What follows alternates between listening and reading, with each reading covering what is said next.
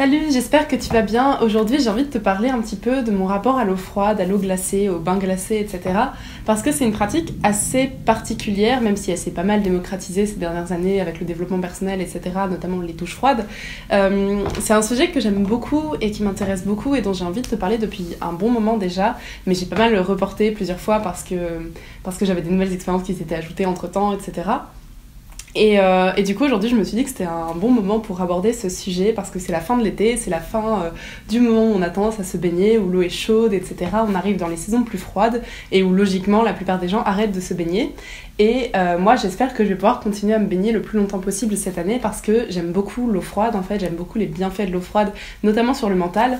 Et je me suis dit que ça pourrait être intéressant un petit peu de te faire une rétrospective des expériences que j'ai vécues vis-à-vis du froid qui étaient les plus intenses parce que, en fait, ça fait 6 ans, ou peut-être un peu plus, j'ai dû commencer en 2013-2014, ça fait à peu près 6-7 ans que je prends des douches froides.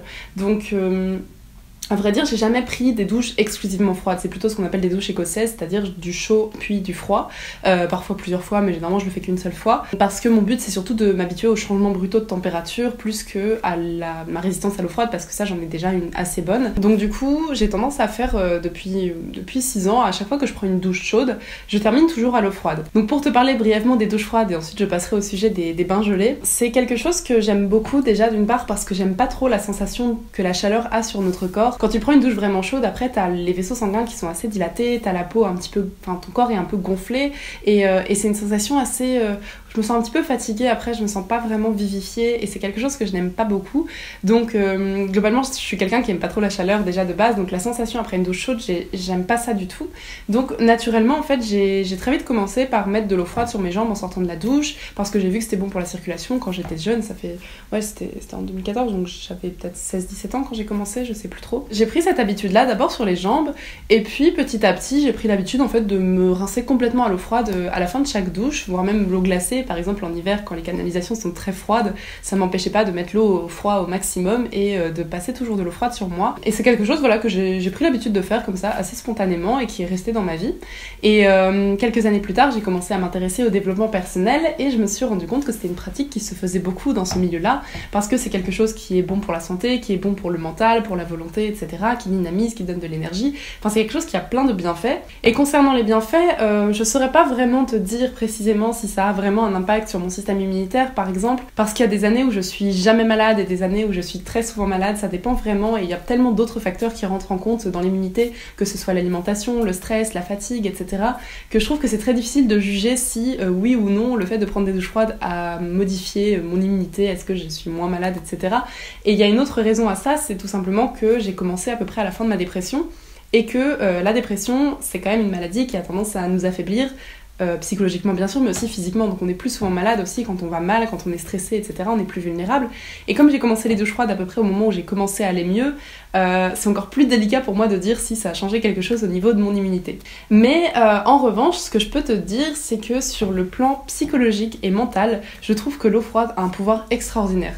C'est pas forcément un pouvoir sur le long terme, en fait ça dépend, mais en tout cas il y a un effet instantané qui est absolument génial. C'est vraiment un effet de stimulation, ça te réveille, ça te fait te sentir bien, ça te dynamise. Et moi qui souffre de fatigue chronique depuis toujours, c'est quelque chose qui m'aide beaucoup en fait à gérer la fatigue. En fait, parfois le fait de prendre une douche froide, ça va me redonner de l'énergie, et notamment c'est encore plus le cas avec les bains gelés, mais ça je t'en parlerai juste après. Donc du coup au niveau mental, clairement il y a un effet. Après sur le niveau mental au long terme, je pense que le fait d'avoir cet effet vivifiant régulièrement, ça doit quand même un peu avoir un effet sur l'état général au niveau psychologique, mais en tout cas je pense que même pour l'estime de soi, pour la confiance en soi, pour plein de choses, je pense que c'est quelque chose qui est bon à entretenir. Après voilà, je veux pas avancer des théories, moi je pense que c'est positif sur beaucoup d'aspects, sur le plan de la santé, sur le plan psychologique. Après te dire exactement dans quelle mesure et en quel sens, ça je pense que ça dépend de chacun. Moi personnellement en tout cas c'est quelque chose que je trouve très bénéfique et que je veux continuer à garder dans ma vie. Donc du coup mes motivations principales c'est avant tout le bien-être, parce que comme je te l'ai dit, je n'aime pas sortir d'une douche chaude, je me sens pas très bien et ça me donne de l'énergie, etc. Pour l'immunité je me dis si ça peut aider tant mieux, je pars du principe que c'est une bonne chose pour ça aussi. Mais aussi en fait c'est aussi pour moi une forme d'entraînement physique parce que comme je te l'ai dit, j'ai tendance aussi à prendre des bains glacés et c'est quelque chose que j'aime beaucoup parce qu'en fait j'adore me baigner et il y a une chose que je supporte pas et ça c'est depuis toujours, c'est de ne pas pouvoir me baigner parce que l'eau est froide. Par exemple, si c'est l'hiver et que je vais à la mer et que j'ai envie d'aller dans l'eau, l'eau m'appelle, j'ai pas envie de me dire ouais mais on est en mars, l'eau elle va être gelée, je peux pas me baigner. En fait j'ai envie d'être capable de me baigner en toutes circonstances si l'envie me prend. Et du coup c'est une des raisons pour lesquelles je me suis motivée à faire ça, c'est tout simplement pour pouvoir être libre de me baigner à chaque moment où j'en ai envie, tout simplement parce que je sais que m'immerger dans de l'eau en pleine nature c'est quelque chose qui me fait énormément de bien. Quand j'ai vraiment un gros mental breakdown ou un truc où ça va vraiment pas, parfois le simple fait de me baigner dans la mer, dans un lac ou quoi, ça va vraiment me recentrer, me redonner de l'énergie. Enfin l'eau c'est vraiment mon élément et surtout l'eau nature, enfin pas une piscine, ça marche pas du tout. Et du coup je veux juste avoir cette liberté de pouvoir me baigner n'importe où, n'importe quand si j'en ai envie. Et du coup c'était une de mes grandes motivations à prendre des douches froides, c'était de m'accoutumer en fait à l'immersion en eau froide et de réussir à gérer ces changements de température. Donc après cette un peu longue introduction sur les douches froides, je vais donc passer au sujet que je trouve un peu plus intéressant qui est celui des bains glacés, parce que finalement les douches froides ça s'est pas mal démocratisé, beaucoup de personnes en ont parlé avant moi sur YouTube, donc il y a plein de ressources sur le sujet. Moi perso voilà, je raconte ça comme ça parce que c'est quelque chose qui fait partie de ma vie, mais par contre ma passion des bains glacés ça c'est quelque chose dont j'avais envie de parler depuis longtemps, et même globalement mon rapport au froid, ma résistance au froid, etc. Donc je vais te raconter une petite série d'anecdotes, de choses que j'ai faites qui peuvent faire peut-être grincer des dents une personne très frileuse, mais que j'aime beaucoup raconter et je me suis dit que ça pourrait être sympa de les partager avec toi sur YouTube. Donc je vais les faire dans l'ordre chronologique tout simplement. Donc ma première expérience d'immersion en eau glacée c'était en Suède pour mes 20 ans, donc c'était en 2017, novembre 2017, c'était le 20 novembre puisque c'était le jour de mon anniversaire. En fait ce jour-là j'avais loué un chalet en Suède, donc c'était les premières neiges de l'hiver, on était au mois de novembre, il faisait moins 4 degrés et mon chalet était juste au bord d'une petite rivière. Sur les berges et là où l'eau stagnait un peu plus, ça avait commencé à geler, donc la rivière était partiellement gelée, le paysage était complètement enneigé, il faisait moins 4 degrés, donc voilà, c'était une journée de début d'hiver en Suède. Dans mon chalet j'avais un sauna, donc du coup je me suis dit que ça pourrait être l'occasion de tester l'expérience scandinave de prendre un sauna et ensuite d'aller dans de l'eau glacée. Et donc du coup j'ai pris le sauna et je suis allée m'immerger dans la rivière, une première fois d'abord où je me suis juste immergée et je suis ressortie aussitôt, et la deuxième où j'ai réussi cette fois à faire une petite brasse ou 2-3 petites brasses dans la rivière et à revenir au ponton. Et donc c'était des immersions bien sûr très rapides, hein, parce que de l'eau gelée comme ça sert à rien de rester trop longtemps, et surtout c'était ma première fois. Mais c'était une expérience assez intense et j'ai beaucoup apprécié de pouvoir tester ça. Et suite à ça j'ai eu d'autres expériences de baignade en eau gelée. Donc la deuxième ça a été un an après, c'était au Nouvel An 2019. J'étais allée à Dieppe en Normandie chez ma mère, donc Dieppe c'est une ville sur les bords de la Manche, et la Manche en hiver elle est quand même relativement froide, je pense que l'eau doit être à 8-9 degrés, je sais pas exactement, mais du coup là-bas il y a des gens qui s'appellent le club des pingouins ou un truc comme ça, et en fait c'est des gens qui vont se baigner tous les jours à midi, quelle que soit la météo, ça dépend juste bien sûr de la sécurité au niveau des vagues et de la météo, mais en tout cas qui essaient de se baigner tout au long de l'année dans de l'eau très froide. Et le 1er janvier c'est une date un peu marquante parce que là ils se retrouvent tous pour faire ce qu'on appelle le bain du 1er janvier, donc ils vont tous se baigner 5 minutes dans l'eau gelée du 1er janvier. Et j'avais entendu parler de ça, et comme moi j'ai ce goût pour l'eau très froide, je me suis dit bah je vais tester ce bain du 1er janvier. Et donc je suis allée à Dieppe pour le Nouvel An, et à midi j'ai rejoint un peu tout ce groupe de personnes, mais je m'étais mis un peu à l'écart parce que trop de monde comme ça, moi j'aime bien le vivre comme une expérience un peu introspective, donc je me voyais pas me mélanger à tout ce groupe de personnes, donc je me suis décalée un peu et je suis allée dans la mer et je suis restée peut-être une petite dizaine de minutes. Et ensuite je suis ressortie. Là c'était assez difficile dans la mesure où l'eau était peut-être moins froide qu'en Suède, mais j'avais pas eu le sauna avant, donc mon corps était moins réchauffé. Je m'étais bien couverte pour aller à la plage, etc., pour que mon corps soit chaud, parce que c'est très dur de s'immerger dans l'eau froide si on a déjà froid de base, c'est même quasiment impossible.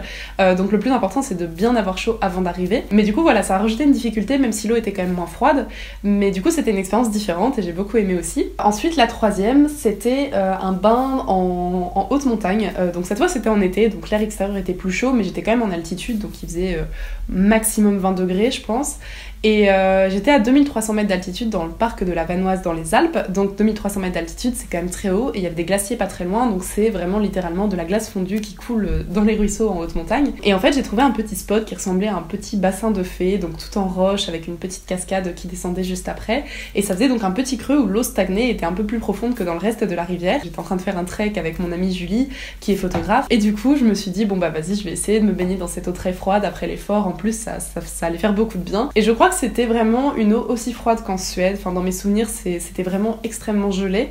Mais pourtant, c'est quand même la fois où j'ai réussi à rester le plus longtemps dans l'eau. Parce que comme c'était avec des rochers, etc., j'ai réussi en fait à me poser, à m'accouder un peu sur la roche et à me laisser un petit peu flotter dans le courant.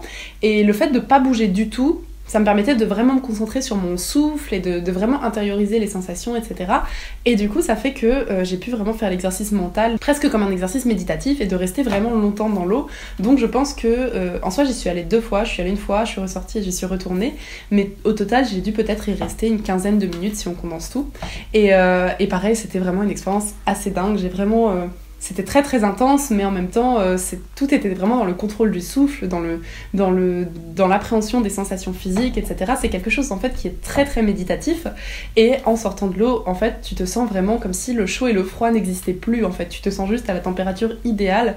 Et c'est vraiment une sensation que j'adore. Après, comme tout le monde, si jamais je suis fatiguée, si je suis pas en forme, etc., je vais devenir très frileuse. Même s'il fait 15 degrés, ça peut m'arriver d'avoir froid. Je suis pas quelqu'un qui se balade dans des débardeurs en plein hiver tout l'hiver, mais en tout cas, je pense que j'ai réussi en fait à développer un peu à la fois une résistance physique, mais aussi et surtout une résistance mentale au froid, qui fait que si j'arrive à me mettre un peu dans cet état méditatif, dans cet état d'acceptation des sensations physiques, etc., je peux supporter le froid, je pense, bien plus facilement. Donc voilà, j'ai dû passer assez vite sur les questions un peu pratiques, parce que je me suis dit que la vidéo allait être assez longue, vu que j'avais quand même pas mal d'expériences à vous raconter.